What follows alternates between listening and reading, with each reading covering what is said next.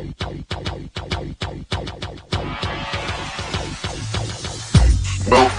the Odds Breakers, number one place for shared, sharp betting information. All right, welcome back to podcast 57 of 2019. I'm your host, Kiev O'Neill. You can tweet me at OBKiev. Tweet us at the Odds Breakers. Follow us on social media /the Odds Breakers.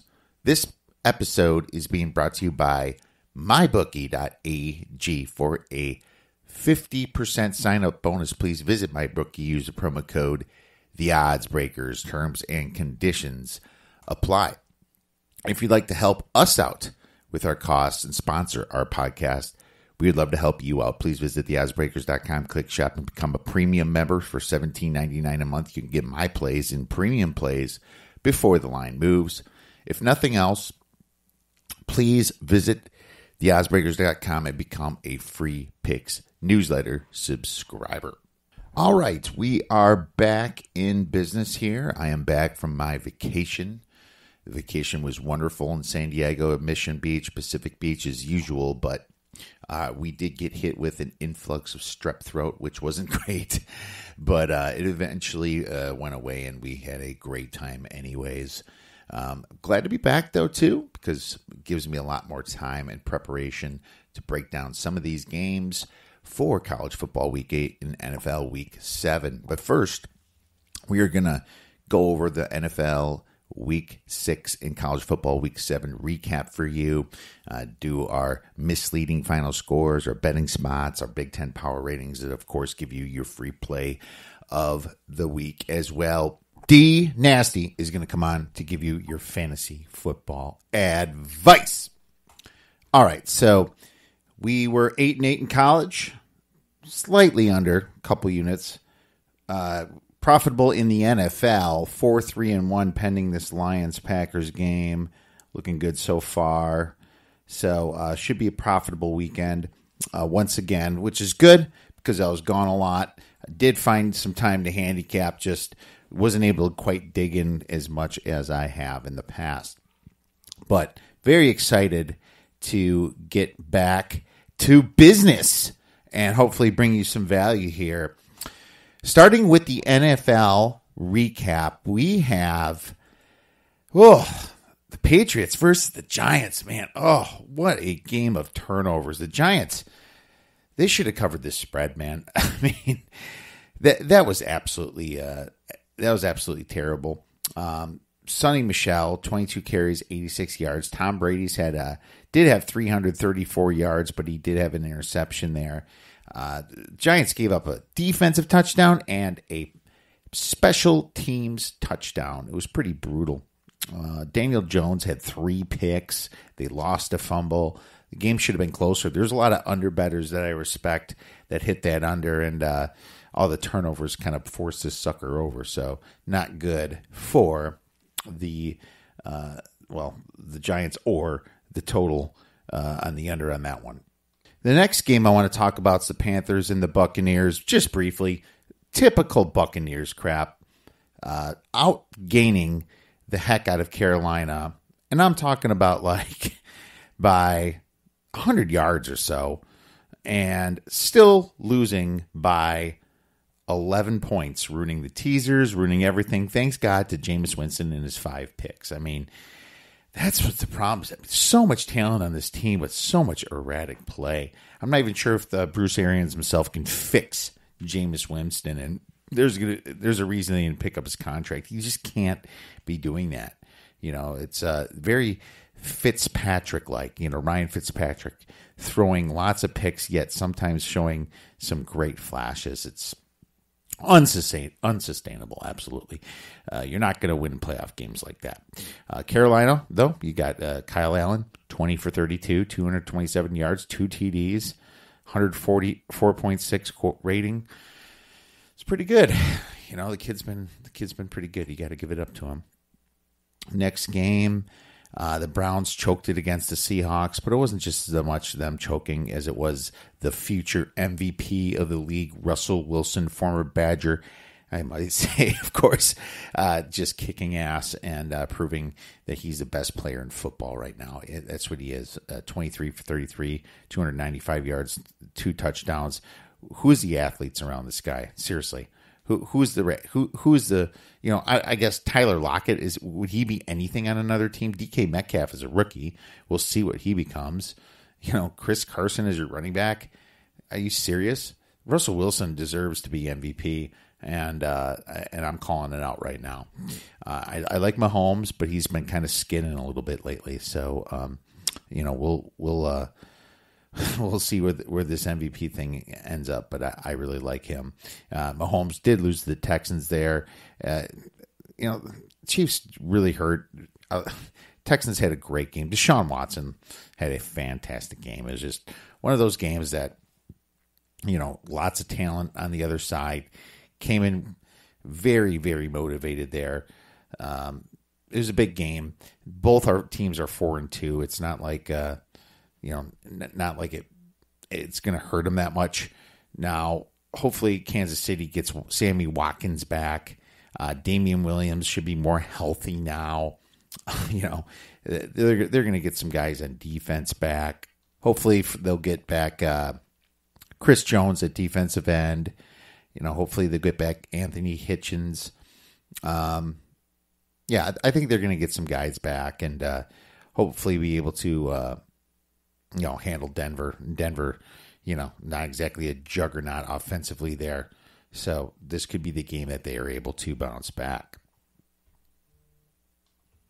The only team that could give up a backdoor cover to the worst team in football is the second worst team in football, the Washington Redskins, because Fitzpatrick scored 13 points, almost got the 2 points to win it, which would have gave the Dolphins their first win. 17-16. This was supposed to be the tank for Tua game, but apparently both teams were motivated. They just are really bad at football. Not cool! The Vikings dominated the Eagles. Kirk Cousins looked like Tom Brady. He does that every once out of 10 games. But the problem is the other 9 games. That's the major issue here with the Vikings. The Eagles are also very hurt in their secondary, so I'm not going to read too much into that, but I will continue to check the Eagles injury reports because these guys got to come back at some point, and you think that they're actually going to play. Hopefully, Darby questionable, Maddox questionable. Just a lot of injuries on this team. Next game, the Saints at the Jaguars. This was a close one. We had the Saints, but it looked like I was on the right side the whole game. Our largest bet of the week was on the under, so I was happy about that. But only went to 19 points. But the Saints definitely couldn't score a lot of points there, and we'll see where that Bears-Saints line ends up. I'm very curious about that one as a Bears fan. The Ravens allow a backdoor 1 minute left garbage touchdown to the Bengals, covering the spread for the Bengals. That was surprising, but the Bengals are 0-6, and it was more of a cry for help than a backdoor touchdown to me. The 49ers are the best team in the NFC. Glad we took that win total. I believe it was 8. They're at 5-0. That's looking good. Happy about that. The Rams are going to have to step it up next week. Thank God they got the Falcons, who can't even kick an extra point to send the game against the Cardinals into overtime. That was absolutely pathetic. One of our losses. Still pissed about that. How does Matt Bryant miss that? Just absolutely amazes me. That was such an important extra point. I understand missing one here and there, but this is in a dome. You play in a dome. Atlanta's in a dome. You played in Phoenix in a dome, missed the extra point. Absolutely pathetic. Ruined it for the Falcons. But hey, that's why I faded the Falcons. Took their under 9 wins. The Falcons are 1-5. Titans versus the Broncos. I think you've heard enough in the media about the Titans with their quarterback issues. Broncos are nice 2 2-game run. So congrats to Vic Fangio there. They're kind of doing it with some trickery, just kind of being solid on the run game. Lindsey had 70 yards. Royce Freeman had 34 yards. Flacco just didn't mess up that much, only 1 pick, while Tannehill and Marcus Mariota combined for 3 picks. Derrick Henry, 15 for 28 yards. Oh, that is just terrible. That's terrible. Next game. How about them Cowboys? Remember when the Cowboys started out 3-0? You are fake news. I suppose when you play the Miami Dolphins, the Washington Redskins, and the New York Giants, you shouldn't get too hyped up on the team before when they come in. And I actually fell into that trap too. They looked just way differently. It's kind of like they turn it up when it's against a bad team, and they play worse than their average against good teams. So I don't know what happened. I know Amari Cooper went out, and they did come back against the Jets, but just losing to the Jets, that's just a terrible look. Jason Garrett's just been getting out coached, like I said. And lastly, the team that's worse than the Cowboys right now, worse off, is the Chargers, sitting at 2-4. Steelers had the control of the game, being up 24-0 into the fourth quarter. This Chargers scored 17 garbage points, and thank God they did, because they tied our over bet at 41. It was a large bet, and it pushed. But what a pathetic performance. They got Melvin Gordon in there, and he hasn't been doing a lot. Eckler, they didn't even use Eckler, and Eckler's been the reason that they won 2 games. Surprising me. I tweeted out that Anthony Lynn is the worst coach in football, and being that Jay Gruden's fired, you have to think he might be the worst. Or we could always look at Dan Quinn and realize that he might be the worst. But it's a close race right now between Lynn and Quinn. So nice that rhymes. Unreal. All right, let's move right into college football recap. And I am just going to start out right now with the Big Ten and my Wisconsin Badgers. Can you believe that there's still 4 undefeated teams left in the Big Ten? Isn't that crazy? You have the Minnesota Gophers. You have at 6-0. You have the Wisconsin Badgers at 6-0. You have the Ohio State Buckeyes at 6-0, and you have the Penn State Nittany Lions at 6-0. So, looking good for the Big Ten there, and obviously these teams will intermingle and play each other. So, the Big Ten's just going to be getting better. The Badgers whooped Michigan State's ass.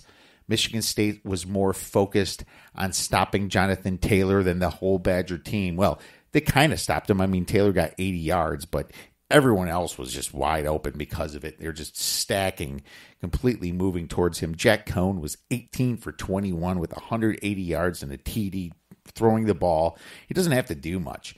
Wisconsin won in the trenches, and that was surprising because Michigan State was supposed to have the best defensive line in football. It was said by many analysts many times. Wisconsin pounded them in the trenches. They outscored them.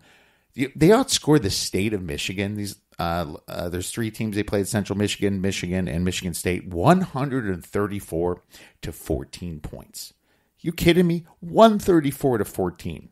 They've outscored all their opponents 255 to 29. Just flat out ass whippings. I upgraded Wisconsin, but I did not upgrade them higher than a few teams. So I watched this thing on ESPN, College Football Rewind, or whatever the hell it is, and they're talking about how Wisconsin's ranked should be number 6 now, and I don't disagree with that, but I disagree with everything they said about why. Okay, and I'm going to tell you what they said. They said that Wisconsin hasn't played anyone. Okay. That is the reason that they're number 6.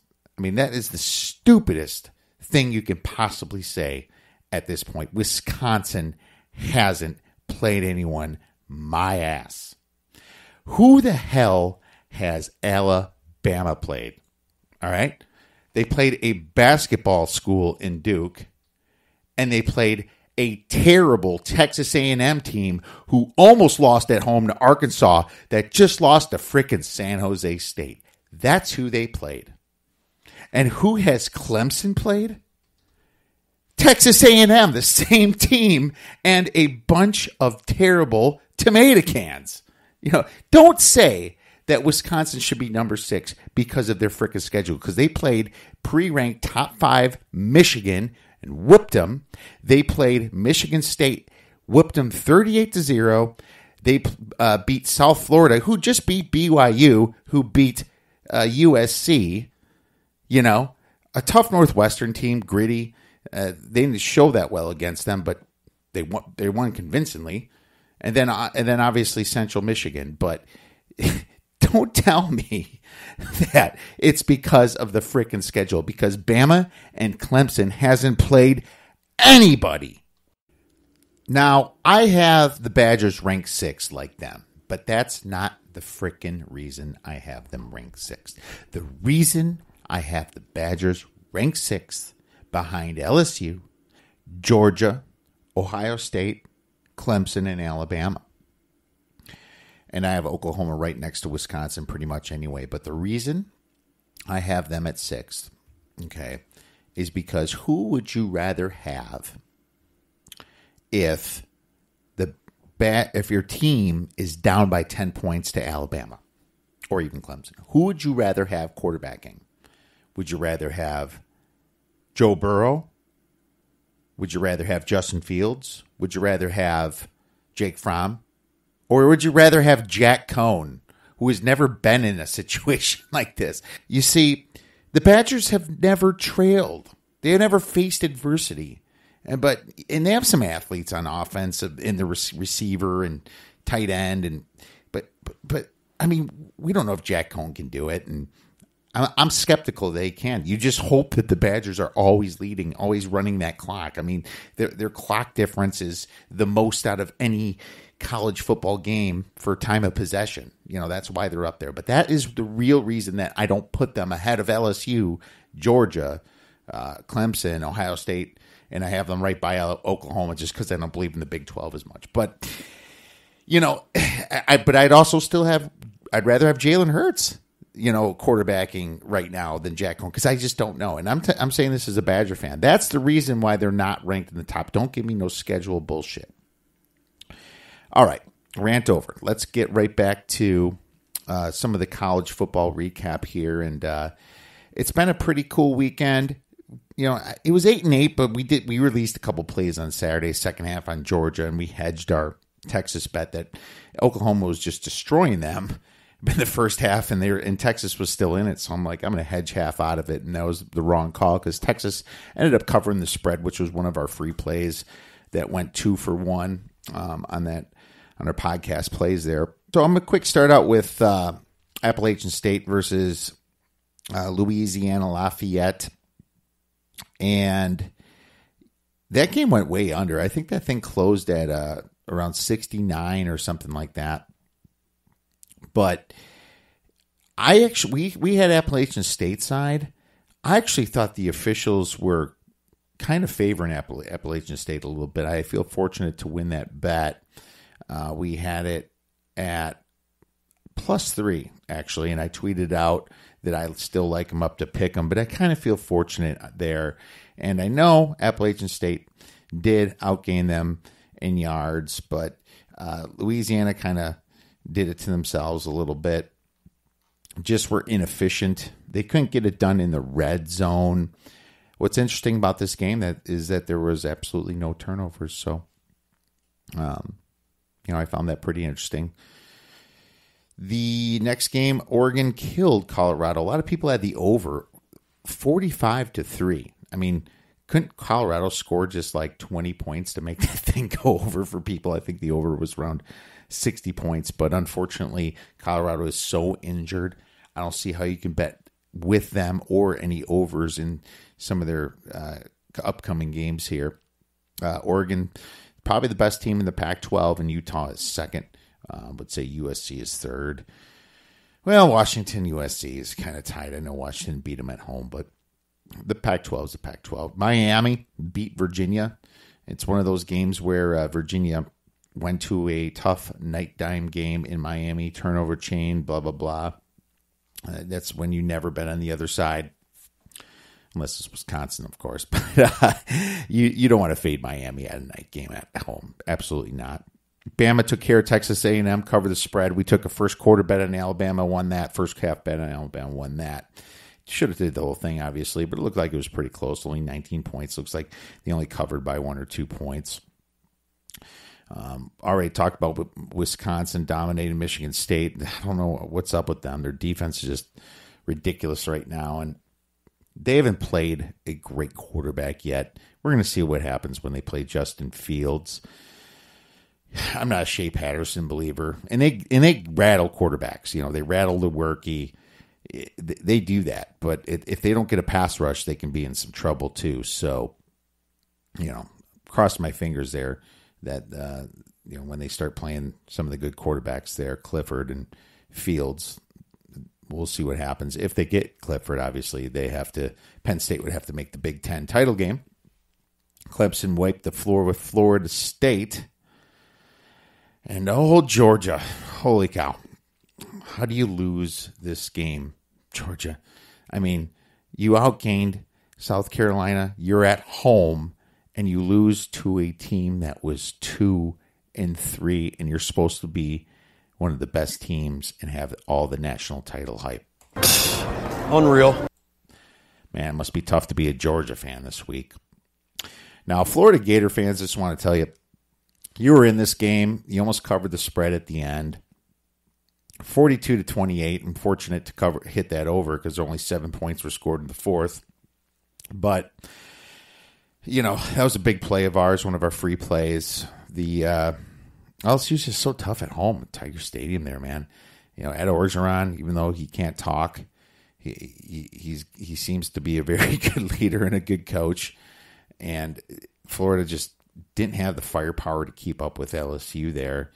But I would like to see what LSU does when they face some bigger adversity. Now, going to Texas, somewhat adversity, but there's a lot of LSU fans there. I mean, it wasn't that far of a drive, right? What, 6 hours, 8 hours? I don't know what it is.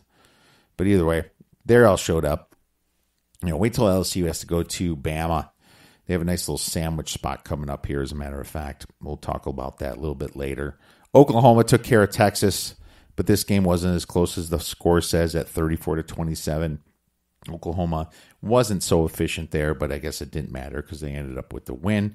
Texas they lost too much production last year. That's what they did. They just lost too much production. C.D. Lamb, by the way, for Oklahoma, 171 yards receiving and 3 TDs. He'll be a top draft pick for wide receiver next year. Notre Dame against USC. Now, Notre Dame didn't cover, but one thing I will say is that the Irish, they had control of this game. I mean, it was 17-3 at half, and then, what was it, 20-13. Then they scored 27-13. It was something like that, but they were outscored 14-10 in the fourth quarter, but they were kind of coasting there. I never had a feeling that Notre Dame was in trouble there, but USC fought very tough, and that's why it's hard to bet the favorite in a rivalry game. It's just very hard. Now, a game that we did lose was Iowa versus Penn State. That pissed me off. Iowa went for 2. Just a freaking extra point would have covered our 4.5. A lot of people had 4 and 4.5, and it closed at plus 3.5. And I swear there was freaking offensive holding on that, or defensive holding, or / pass interference on that 2-point conversion. But Iowa just did not have the balls to complain about it. That sometimes separates the best teams from just the medium teams. Now, Iowa, they're kind of a very sturdy team, you know, knock you in the mouth type team, but they're never going to complain for pass interference. Half the time, you need to complain and flail your arms in the air like someone just assaulted your family to get past interference. And the Ohio States do that. The Clemsons do that. You know, the Oklahomas do that. The Georgias do that. The Notre Dames do that. But the Iowas don't do that. They need to do that because you have to sell it to the officials. It's part of the game. It's part of being good. And, they just sit there and be like, oh, it just wasn't called, walk away. No, act like they just burned your house down or something. You know, that's what you should do, Iowa, because otherwise they're not going to call it fair for you. You know, there's lots of holding in this game. It was absolutely ridiculous, but Iowa just needs to stick up for themselves a little bit more, and maybe they'll get a few more calls. But either way, it was close to the spread. The game went under, and it was a very, very good defensive battle to watch. But Iowa kind of blew it because they had 2 turnovers and outgained Penn State. We'll talk about that a little bit later. Michigan was only up to Illinois at one point, 28-25. And Illinois almost said, oh, my God, we're covering the spread, hold my beer. And they almost blew it. Michigan, thank God, let off the gas, 142-25. But this was in the third that it was 28-25 too. So I thought we took Illinois 21.5. And I'll tell you this, whenever I bet Illinois, I always regret it during the game. And it's just at this point, I was about ready to kick the TV, but thank goodness Michigan and Harbaugh does not care about your Michigan ticket. Arizona State had an amazing comeback against Washington State, 14-3. They outscored them in the fourth quarter. That's really all you need to know. Louisville, Wake Forest, we took the over in that, gave it up to members. That thing went to 121 points. We hit over 67 or something. Man, that thing was almost covered by halftime. Baylor had a scare against Texas Tech, 33-30. That was a very, very close game. And so was pretty happy about that. And then obviously Temple beat Memphis. We were on Temple that game. It was a big game for Temple. And Memphis, that American Athletic Conference is just looking so interesting. And there is a big game coming up this week with Tulane versus Memphis. I'm very excited to talk about that later this week. BYU did choke away their game against South Florida. Pissed me off. Outscored 13-0. Fucked my spread.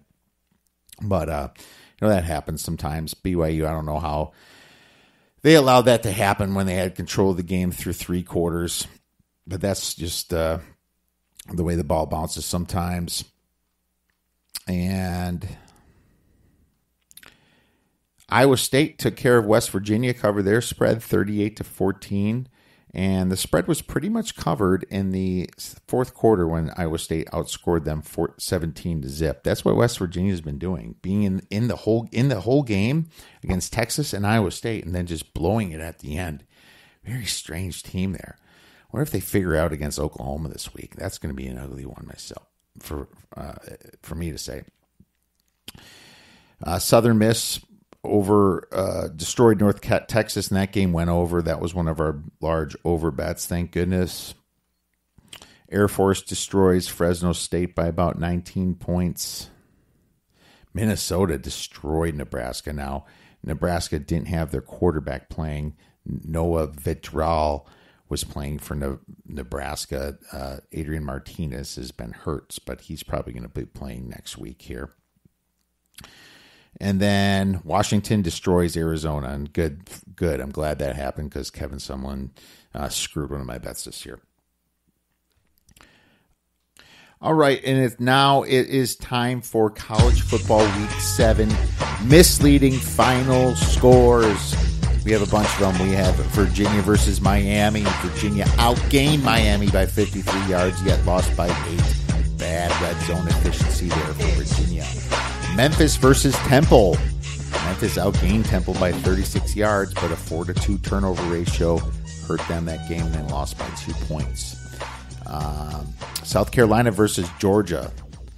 I guess it was meant to be because Georgia outgained South Carolina by 171 yards and should have won this game. 30-16 in total first downs. That's a lot. 30-16 and 36 minutes to 24 minutes time of possession. The 4-0 turnover ratio killed them. Unreal. Miami of Ohio versus Western Michigan. Miami outgained Western Michigan by 55 yards, but a 4-2 turnover ratio and bad efficiency killed them, and it pissed me off because it was one of my losers. Unreal.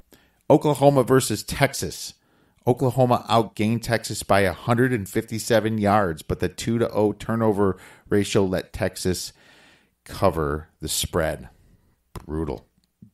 BYU versus South Florida. It's like I was saying, BYU outgained South Florida by 134 yards, yet won the turnover ratio 2-1, yet still lost by 4. That screwed my bet. I should have won the -6 there, because if you look at 100 yards and it's average about 15 yards per point, that's 6.66 points just by outgaining a team by 100 yards. That's 6.66 points. So that should have easily covered my -6 by about, it should have been about 9-point margin. Instead, they lose the freaking game outright. Unreal. Cincinnati versus Houston. Houston outgained Cincy by 30, yet lost by 15 due to a 5-1 turnover ratio. Brutal. A lot of people on Houston because this was Cincinnati's letdown spot after that big win they had against Central Florida. Middle Tennessee State versus Florida Atlantic. Middle Tennessee State outgained FAU by 95 yards, yet lost by 15 because of a 3-0 turnover ratio. Brutal. Louisville versus Wake Forest. Wake Forest outgained Louisville by 148 yards and only a 3-2 turnover ratio, yet lost by 3. Wow. Wake Forest outgained the hell out of them. Must have been some bad efficiency there in the red zone. Penn State versus Iowa. Iowa outgained Penn State by 62 yards. That's why we bet them. And then they lost by 5. Clifford's a good quarterback there. He's doing great, but he's more of a run-first kind of guy. You got to keep him contained. Keep him contained and force him to throw the ball. I wonder if Michigan's going to do that. 2-0 turnover ratio is what did Iowa in, and that frickin' missed field goal that screwed all of our bets. Unreal.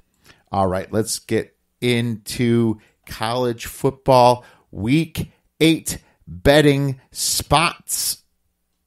We're going to start with letdown spots. LSU at Mississippi State after beating Florida is kind of a letdown spot. Wisconsin at Illinois after beating Michigan State is a letdown spot. Even though Wisconsin was favored, it was a big team.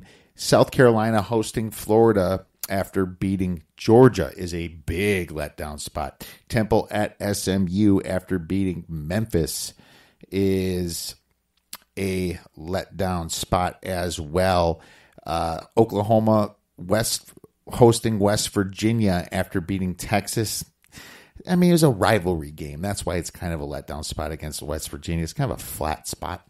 South Florida at Navy is a letdown spot after beating BYU. And Bowling Green hosting Central Michigan after beating Toledo. What a crazy game. Toledo is favored by over 20 points, and Bowling Green beats them and beats the hell out of them. The MAC is looking nuts, and our Kent State ticket is looking damn good. 55-1 to win the MAC. Probably won't happen, but the reason we bet them is because they're up in the air. But if you remember, we took their over 4 wins at plus 160. That makes up for it because we bet the 55-1 for half that size. UNLV versus Fresno State after they beat Vanderbilt is a big letdown spot, and that is because they beat an SEC team and they needed that win. Get up spots. Florida at South Carolina after losing to LSU. Iowa hosting Purdue is a get up spot. Florida at South Carolina is a get up spot. Memphis hosting Tulane. And this is a huge game in the AAC. It's huge because they're really contending they're really contending here to win their section of the American Athletic Conference.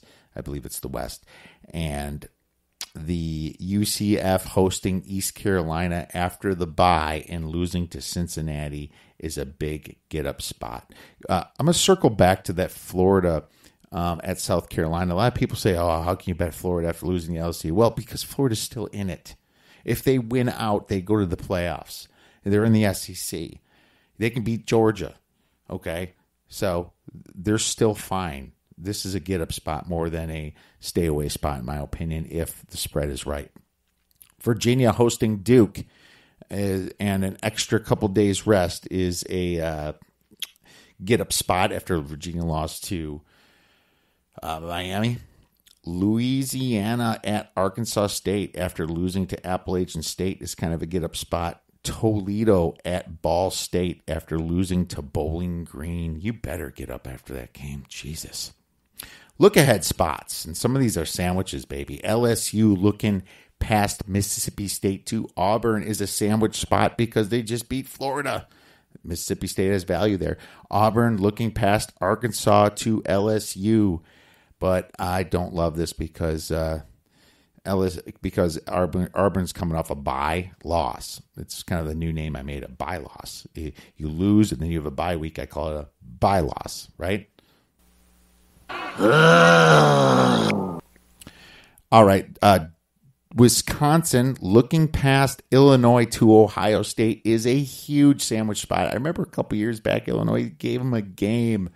I don't know if they can this time because Wisconsin defense is in shutout mode. So I'd be still scared to bet Illinois there. I guess Duke could be looking past Virginia to North Carolina just because of that rivalry. The spread's right. And Ohio State looking past Northwestern to Wisconsin, but Ohio State is coming off the bye. All right, now it is time for me to blow through our Big Ten power ratings. All right, for the sake of time, I'm going to kind of blow through this. Ohio State stays at 27.25, number one in the Big Ten for sure. Wisconsin, I upgraded them 2 points to 21. And that means Ohio State's about 6.25 points better than them right now. We'll see what happens, obviously, in a few weeks. Penn State, I upgraded a lot. They're just solid. They don't turn the ball over. They're 17.5. Last week I had them at 16. Michigan, I kept them at 16. They didn't cover against Illinois. Michigan State, slight downgrade from 14 down to 13, and Iowa, slight downgrade from 13.5 down to 13. I think Michigan State and Iowa are kind of on the same level right now. We'll see if that changes. Minnesota, I have a slight upgrade from 11 to 11.5, but I've been higher on Minnesota than everybody else. Nebraska, slight downgrade, 7.5 to 7. Now, because Adrian Martinez wasn't playing, I'm not going to overreact too much. Indiana stays at 5.5. Northwestern at 5.25. Purdue, I slight upgrade from 0 to 1 just because they really brought it together against Maryland. They kicked their butt. That was the kind of Purdue I wanted to see. Some guys will start becoming healthier. Their backup quarterback's going to start playing better. And big downgrade for Maryland from 3 down to 0.5. They're bad. We have the Illinois. I have a minus 2.5. Slight upgrade from minus 3 to minus 2.5. Nothing to write home about. And Rutgers still lower than whale shit in the bottom of the ocean at minus 15. All right, it is time for our free play for college football. And we are looking at Arizona State going to Utah, and I like the plus 13.5 points. Has Arizona State been blown out this year? No. Not at all. As a matter of fact, they only have one loss, and that was at home to Colorado, a stinker. And that's because both these teams don't put up a ton of points. Arizona State, they average 25.3 points, but they hold opponents to 17.7, while Utah averages 34.8 points. Not a ton, but their opponents are 13.2, okay? That's a little bit skewed, too, because they just beat Oregon State 52-7. Oregon State's a terrible team. They lost to USC at USC. They got to play Washington State in the rain, and Washington State can't play in the rain. They can't throw the ball in the rain, so the spread offense is terrible when it's wet outside. And they kind of have to pack home and go home to mommy when that happens. Oregon State is you can't even count that really. Look at games like Northern Illinois. Northern Illinois hung with these guys for a while. BYU lost by 18. I like ASU plus 13.5 here. My power ratings say it should be about plus 9.5-ish, plus 10. Herm Edwards has this team believing. They have a fantastic quarterback over there in Jaden Daniels. The dude is a stud. He passes well, 63%, 8-1 TD to interception ratio. Second in rushing. He's got 198 yards in the ground.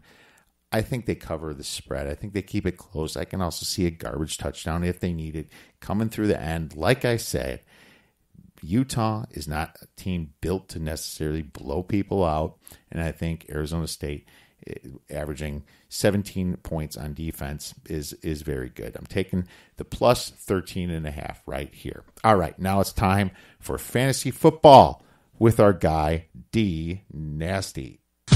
All right, now I'm super excited to bring back my man, D Nasty, to break down fantasy football week 7 for you. We were on hiatus last week, being that I was on vacation.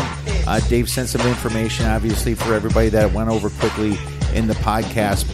This episode of Fantasy Football is brought to you by Thrive DFS Fantasy football for prop betting. If you'd like a $10 bonus, please visit theoddsbreakers.com/thrive-DFS. For any deposit, even $10, you get a $10 bonus. And terms and conditions apply. Dave, how you doing, my man? I think we just witnessed the Packers win by 2 points and me covering the spread, Lions plus 4.5. Go, Pack, go. Pretty pumped. A nice win. I didn't think they were going to win. It wasn't looking too good there, but we got some lucky calls from the refs.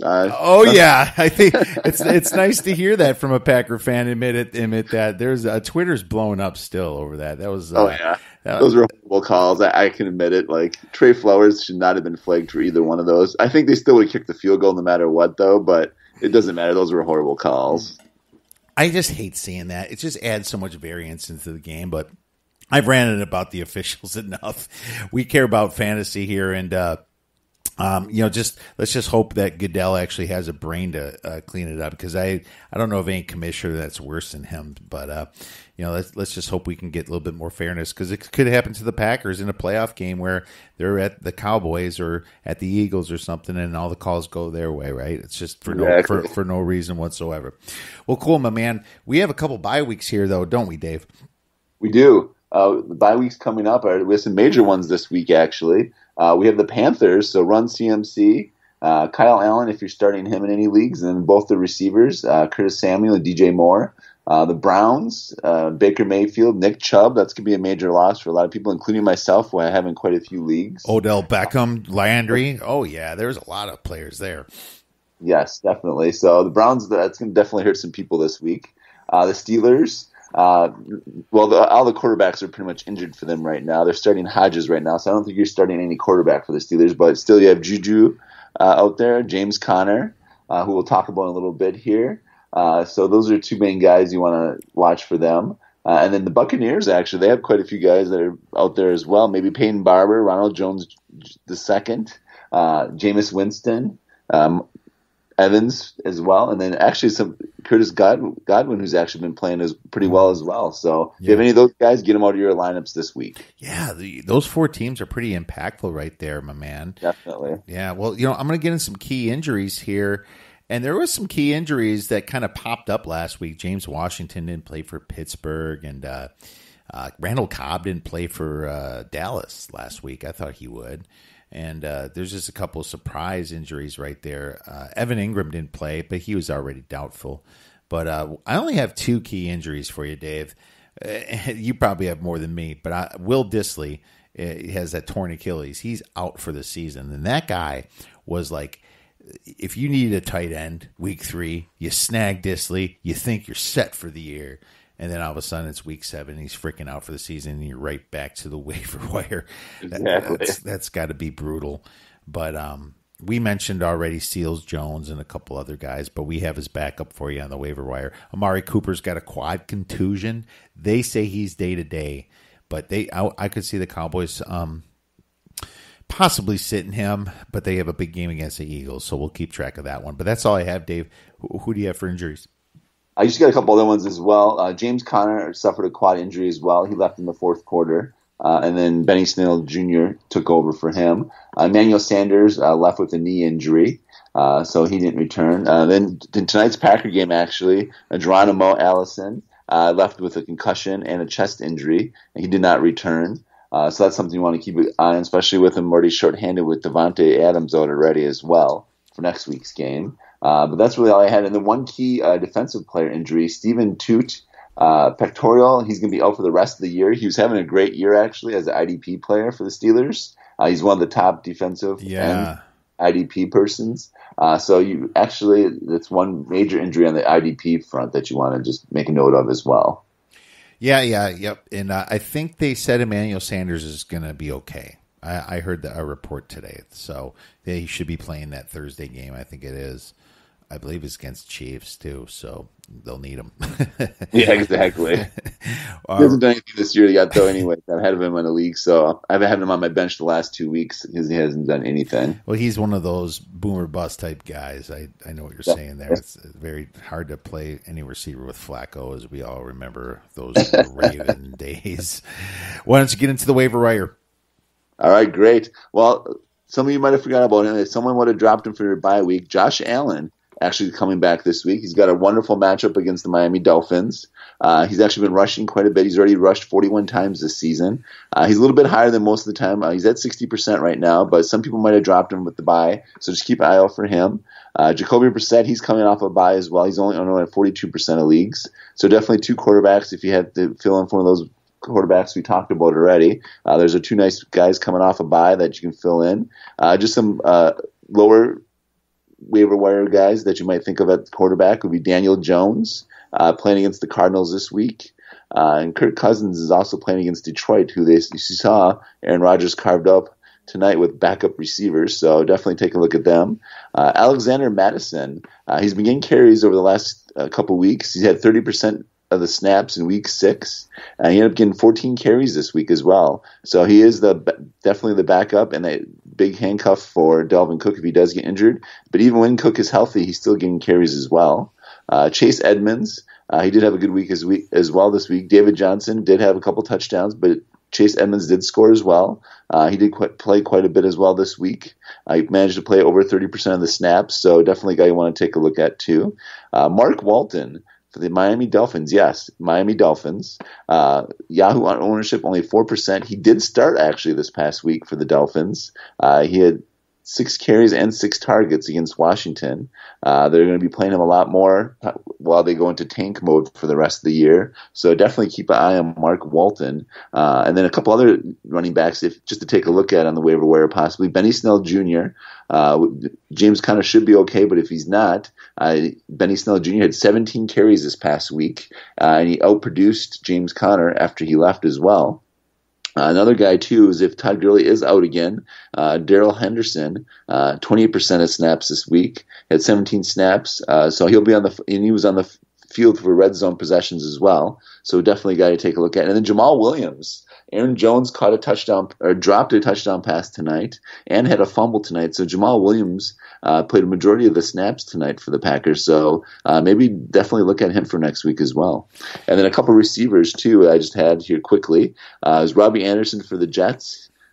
He played on 59% of the plays, and he had 8 targets this week. And Auden Tate, if you did not pick him up, he had 12 targets this past week. And then one other honorable mention, Golden Tate, he's back now for the Giants, and he looked good this past week as well. There you go, man. Golden Tate, he might be a sneaky one if he's not owned for some reason. He's been suspended, so Well, I think he played one or 2 weeks, right? I can't remember. I think he played 2 weeks now, but he now that Darnold's back, he's going to get some. So I didn't think of him. Good job, Dave. And I have Luke Wilson for the Disley injury. Is that who you had? Yes. Yeah, okay. Thought so. I thought I might have missed that. And then Ryan Tannehill is interesting if you're a Mariota owner. I don't love Tannehill, and I've always bashed him, but he played on a pretty bad Dolphins team, so he might have some upsides with some of those receivers like AJ Brown over there, and Corey Davis, Delaney Walker. Yeah, man, there's some upside there, right? That's what I was thinking. I can't believe how much Jaron Brown ripped it up for Seattle last week. What, 2 or 3 touchdowns there? So, I wonder if he's gonna keep that up. Especially with Disley out, if they don't go to Luke Wilson, maybe they go to the third receiver and Jaron Brown there. That's interesting. And then Cameron Brate found the end zone for Tampa, and we know that O.J. Howard is garbage, so Cameron Brate could be a tight end flyer that you might be looking for.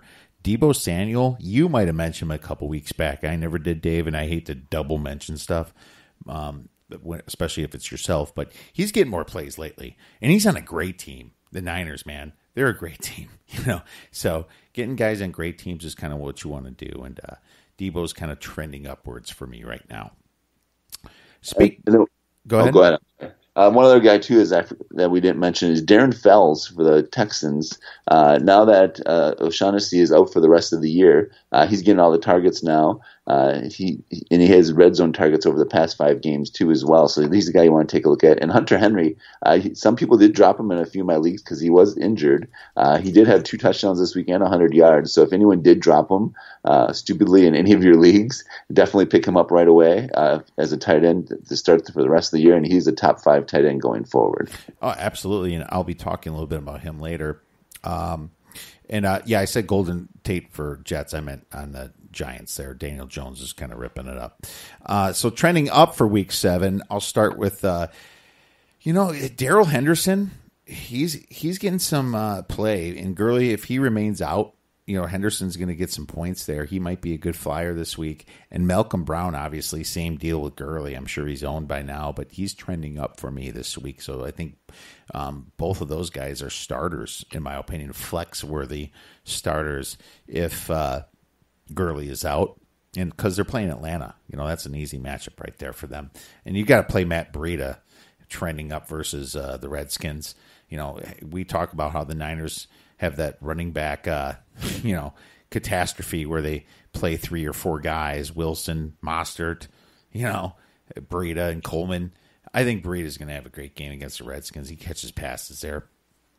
Derrick Henry, bad Chargers defense over there, man. And with Ingram out on D end, and I think Henry's going to have a good game. I think this is their bounce back game possibly in Tennessee there. Home game, coming back, pissed off, got shut out against the Broncos. Derrick Henry should have a good game. I do have Daniel Jones as a trending up player because you're not necessarily starting Daniel Jones, but, if you don't have a top 6-7 quarterback, he's one to think about versus the Cardinals defense. The Cardinals are kind of in a letdown. They finally won at home. Now they're traveling all the way across the country to play the Giants. Devin Singletary, he's going to get some time against the Miami Dolphins this week. And we know how bad the Miami Dolphins are. So I think Devin Singletary is a flex-worthy guy and a kind of guy.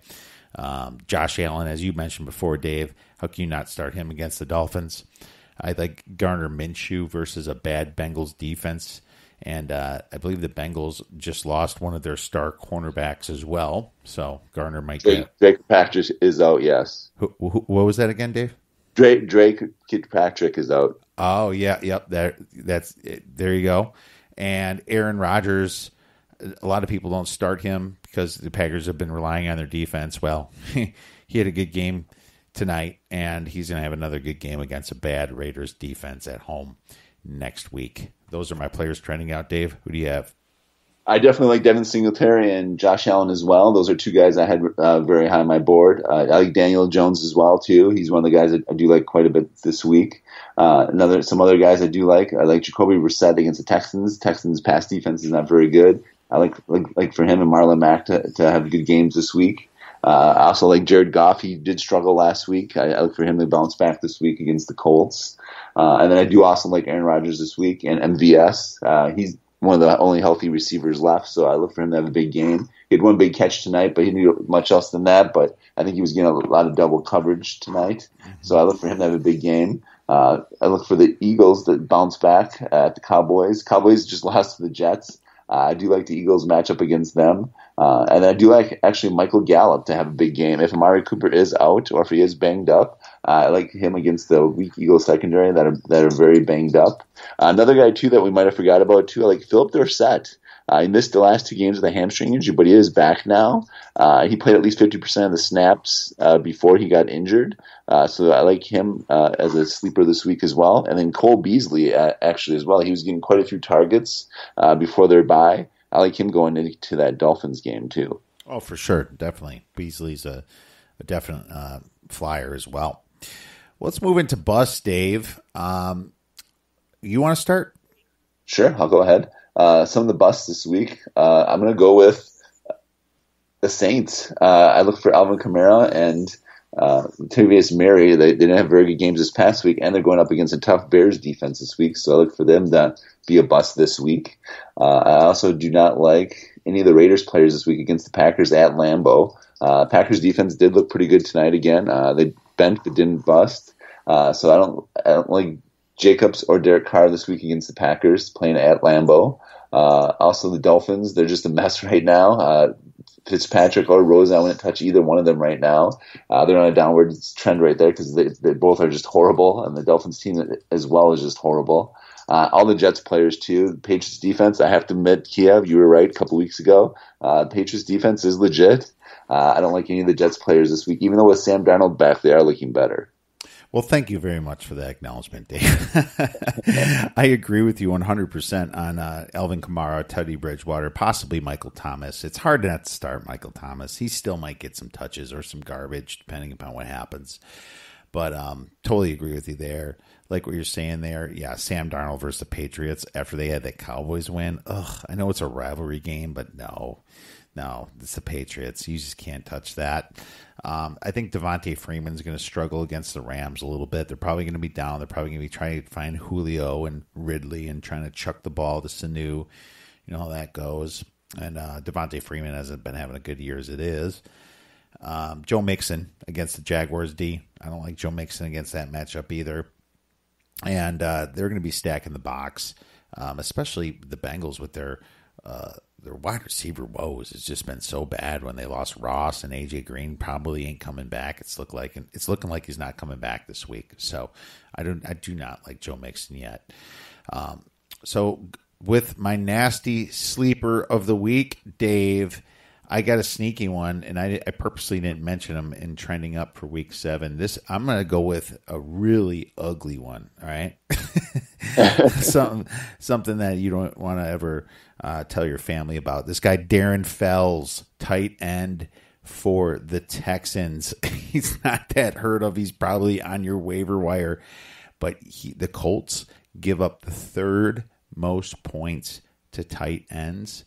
I think the Colts are going to key on the receivers, Hopkins and Fuller, and Kuti. I think Darren Fells is going to sneak in for a few points. So the reason I mentioned him too mostly is for those poor Disley owners out there that have nowhere to go. Go ahead and pick up Fells if you have a shot, and this one's on me. Who do you have? And that's a nasty one, Dave. I wanted to find a really nasty one for you. So you go ahead. I can't really top that, Kiev, but my D-Nasty sleeper of the week this week is going to be Daniel Jones. Saquon Barkley is possibly back this week. Evan Ingram should be back this week. Golden Tate is looking better. So he's going to have a lot of his weapons back this week. So I like Daniel Jones, especially against the poor Cardinals defense this week. So Daniel Jones is my D-Nasty sleeper of the week this week. I love it, and I considered him as well, Dave, my man. Well, that's awesome. Thank you very much. Great information for this week, Dave. I think hopefully this will help out some listeners and people finding some fantasy value in man. Anything last to say? No, good luck everyone this week. Yeah, have a fantastic week, everyone. That was D-Nasty. Have a safe weekend and enjoy the games and go get some winners.